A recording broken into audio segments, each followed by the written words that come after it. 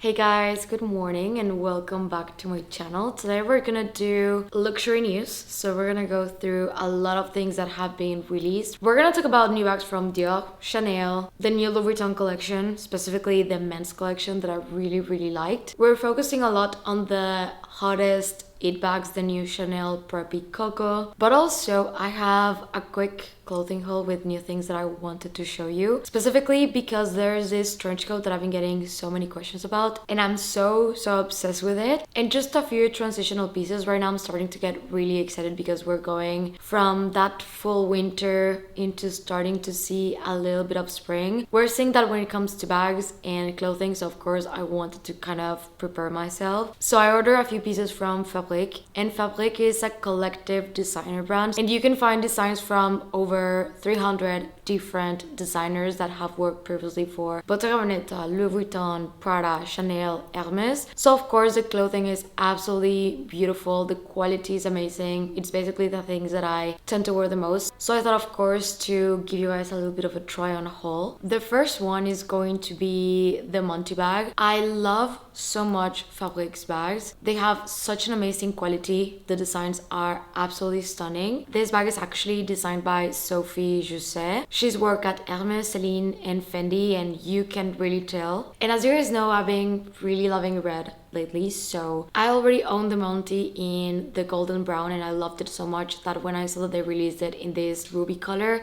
I knew that I really wanted to try it out. Now, of course, I did grab some coats, and this one is actually not something that I would ever expect that I would like as much as I did, but I ended up ordering it because I am obsessed with fluffy coats. It's called the Lulu Spotted Snow Leopard Fur Coat. It's designed by Andres Asubel and he's from Paris. He's actually the former Maison Margiela and Givenchy menswear director. For me, this coat is such a moment. It is very warm, but I have to say that it's not bulky at all. Doesn't feel heavy, doesn't feel overwhelming. It has quite of a tight fit, so I would recommend to go one size up in case you want a little bit more of a loose fit to wear with like sweaters and things underneath, but I love it. Now this is the trench coat that I've been talking about and I intended to wear it with this stunning set of pants. So the trench coat is called the Elva Large Lapel Pleated Hem Short Trench Coat in this lightweight blend. It is designed by Laceman from London and this is my kind of short trench for that in between weather.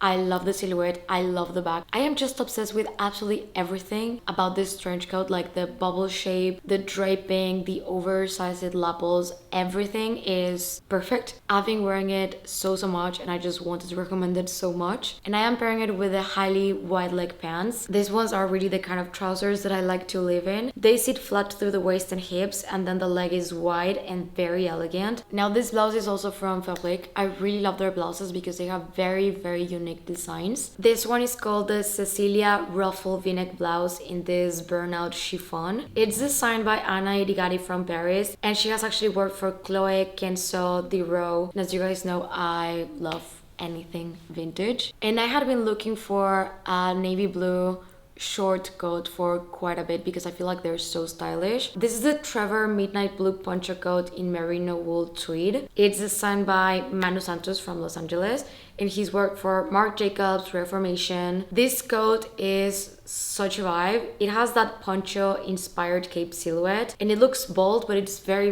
wearable, so this is something that I am aiming to wear on a daily basis. So it can be casual but you can of course dress it up as you want, and I love the navy blue and the little suede details that it has. I also got this stunning blouse that is called the Bianca Drape Neck Sequin Embroidered Blouse in Acetate Twill. It's designed by Jacques Sway from Shanghai and I think this is the perfect dinner top. Again, with my love for red, I really wanted like a true red coat. I already have this one in the short version in white and I love it so much that when I saw they released this one in red, I definitely wanted to go for it. And it's called the Brianna Belted Detachable Cape trench coat in merino wool, and it's a double face. It is designed by Maya Gogiberidze, and she's from Georgia. The detachable cape detail makes it feel very elevated, but because it's double face merino wool, it stays warm without being very bulky, and that is something that is really important for me when it comes to coats. I don't want anything that is going to be too bulky, but I definitely want to stay warm. I'm going to be linking all of the pieces on the description box down below alongside my sizes, but I'm usually extra small, and when they have petite, I definitely order petite. I love that Fabrique offers petite sizing because that means that I don't have to tailor the pants or the coat, so they just fit me perfect. And you can use 2 Loewe 20, and that's going to give you 20% off on bags that are above 300 USD, and TO Loewe 10, that is going to give you 10% off clothing. Now I wanted to start with the Louis Vuitton men's fall winter for 2026 because I do feel like there's a lot to unpack about it. I do want to say that I was not a fan of the set. It was a little bit too simple for my liking. I understand the vibe, but it was just too simple. But I think that they could have done just a bit better, at least in my opinion. It was presented by Pharrell Williams, and I think this is one of his strongest collections so far. I keep saying the same thing when it comes to Louis Vuitton, and it's just that I prefer everything that they release for men versus what they release for the women. I love the ideas, the materials, and the long-term direction that you can see throughout this collection. I just love that in the past couple of years they grabbed the Speedy and they're really doing so much with it, and I love everything, like literally everything. There was a suede Speedy, the P9. I am so obsessed. So yeah, it's very clear that the Speedy is still the front and center of the collections that they're releasing, and I am so happy about it. And something that Louis Vuitton did in the past couple of years was give us basically the Speedy in these very weird different prints that we didn't like, and I feel like now they're finally elevating the bag. There was specifically a burgundy P9 that I loved so much alongside the suede, but we saw it in exotics in different colors. Also the tailoring, absolutely amazing. I really loved it. But I did want to note these little bags that are like shopping bags that just say Louis Vuitton. I thought that we were over that. We've done that with several brands, and yes, some people really like them, but I just feel like design wise there's so much more than we can do. I love the Speedies and I loved the trunks and so many things that he released. There were some bags that had this very special silhouette. It's just the shopping bags that I was not specifically a fan of. We also saw the Christopher backpack in the P9 in so many different colors. I think that was really interesting. We saw uncoated nylon bags, which definitely feel lighter, very casual. They're gonna be a little bit delicate, but I thought that it was a really amazing take. Also, Vernise leather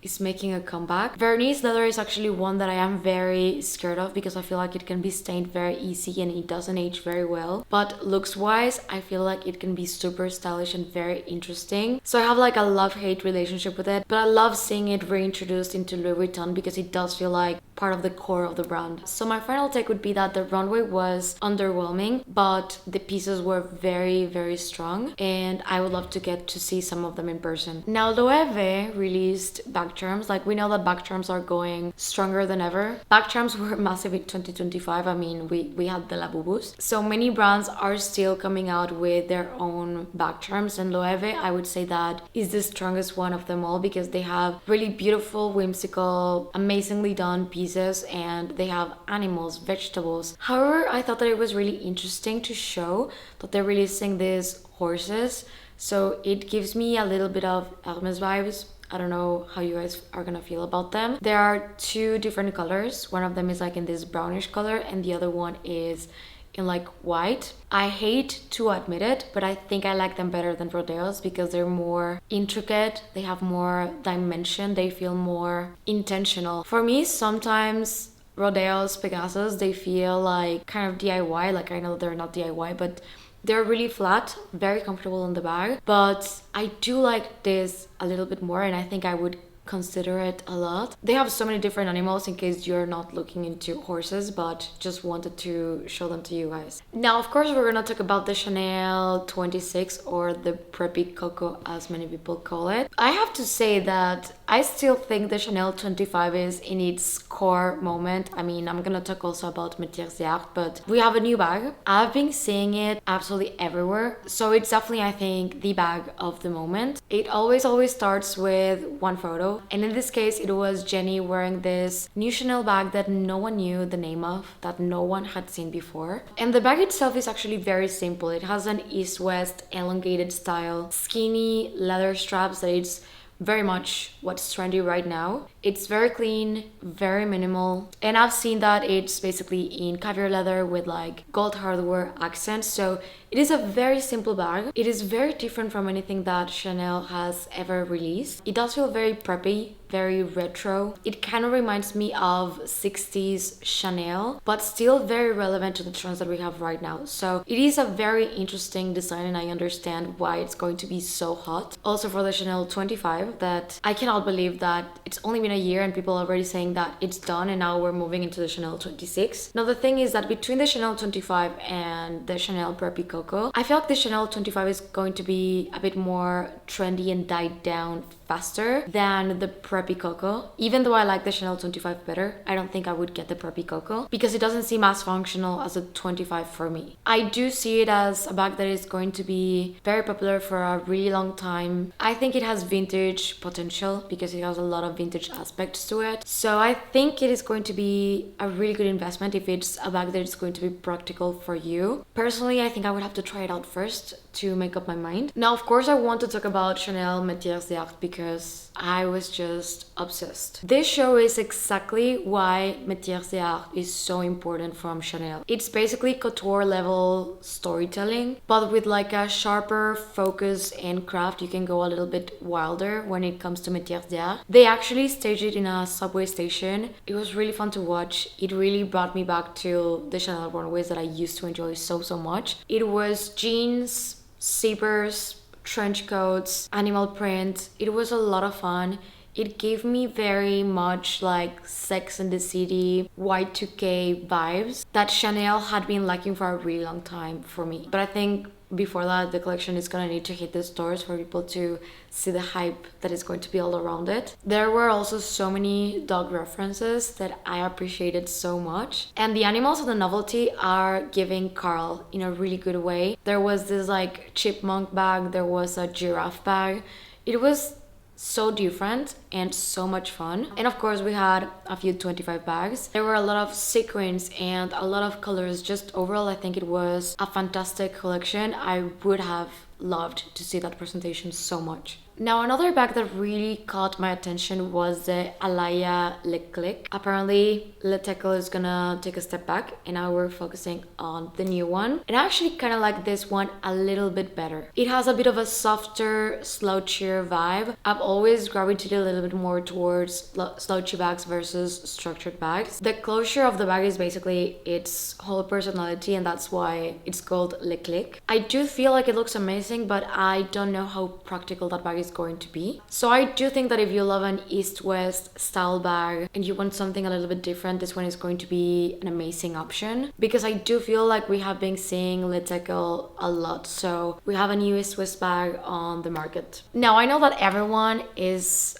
a Kelly Cut fan, and I've seen that all over my comments but also on social media, and I really love the Kelly Cut, but I do feel like it might take a step back when this new Kelly comes out, and it's gonna come out for spring summer 2026. I'm not sure of the name, but if I were to give it a name, I think it's possibly going to be the double tour, like the bracelet, because it had like a double tour Kelly closure. I actually have a video from the receipt that I can insert here so you guys can see it. I feel like it's like a classic clutch with a little bit of a twist. Very interesting. Also very beautiful. I saw it in black and I saw it in red. The black one was definitely stunning and very much worth it. I am not usually a clutch person, so this is not something that I would 100% go for, but I do want to point it out because I know that right now the Kelly cut is impossible to get. Like everyone wants one. So eventually this one is gonna come, and I think it's like a bolder and more fun version of the Kelly cut. Another bag that I feel like everyone is talking about is the new Dior Bow Bag. It's gonna come out for spring summer 2026, and it was definitely one of the hero bags from the collection. I would say that not personally for me. There were so many other things from that collection that I love way more than this bag, but I've seen the discussion online and almost everyone really likes this bag. And the concept is like a very soft pouch, feminine, and I do love that about Dior. And I was not sure how Jonathan Anderson entering Dior was gonna translate the femininity and the classicness that Dior has with him being such a bold designer, but I think it was just such a perfect match because I loved almost everything. And I do love the idea because we're trying new things that are not a Dior saddle or versions of the Lady Dior, but this is not something that would be for me personally, just because it doesn't align with my style. However, I see this bag being such a massive hit, and I also think that the chain can make it look a little bit too busy for me. Like if this bag is gonna work out, it has to be as a pouch, like the bag alone, no chain, no strap, but I do understand that it's going to be way more practical if it does come with a strap. But yeah, I would love to know what you guys think, if there was anything else that caught your attention from that collection, and what are our thoughts about the bow bag. Now this one makes me feel very nostalgic, but we have the Céline Luggage Phantom bag, and I was such a fan of the Céline Luggage. I loved it so much. It was literally the it bag of the early 2010s. It just brings me back to so many what's in my bag videos and Pinterest outfits. And Michael Ryder's debut is bringing back those Phoebe Philos coded silhouettes. They are structured, they're quiet, they are sharp, and the luggage and phantom aspect, it definitely comes out of this. And actually this one has like a curved zipper, so we already all thought that it had like a robot face. This was like part of the joke, and now it feels even a little bit more playful. The price positioning is giving very 2026 luxury marketing. I think it's going to be around the 4 to 6K, I am not sure. So this is one that I am very interested to see in person, try on, see how I feel about it, because I never got to get the luggage bag. And I think this would definitely scratch my itch, but I think it really depends on the price and how the bag feels in person. But I definitely feel like Celine needed that like refreshment, and hopefully it comes back stronger than ever because I've missed it quite a bit. So these were a few of the newer releases and things that I think are gonna be quite trendy. Definitely I'm very interested in seeing things when they arrive to the boutique and trying them on, because one thing is seeing them on the runway and on a website, and the other one is trying them on and seeing how practical they are. But I am very excited about Chanel. I am very excited about Dior, and surprisingly about Louis Vuitton too. But I would love to hear you guys in the comments what are our thoughts. Do we have any favorites? Do you think that I missed anything for the next luxury news video? Because I'm gonna try to make this ones a little bit more often. I just feel like I need to sit down and condense them in one video to include like a couple of different things that have been going on. But yeah, really enjoyed making this video. I hope that you guys have an amazing day, and if you're new to my channel, please consider subscribing and click the notification bell down below so you don't miss any of my videos. And if you're not done watching, I'm gonna leave you two right here in case you want to check them out. Thank you, and see you on the next one. Bye.